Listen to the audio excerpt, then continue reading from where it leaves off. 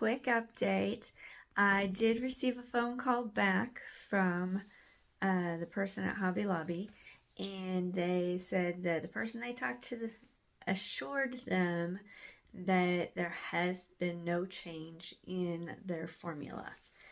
So the only other thing that I can think of is I have bought FLOETROL from both Amazon and from Menards. And when I buy it from Amazon, it's usually pretty thick and it's got a lot of that goobery stuff in it.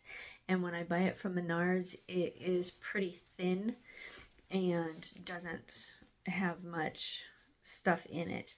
And so I don't know if maybe I have used the two different kinds and maybe one acts differently than the other. So that's the only other thing I can think of as to why sometimes I get lots of cells and my paint gets eaten up and other times it doesn't. So I hope that helps you, but well, hope you have a great night. Bye. God bless.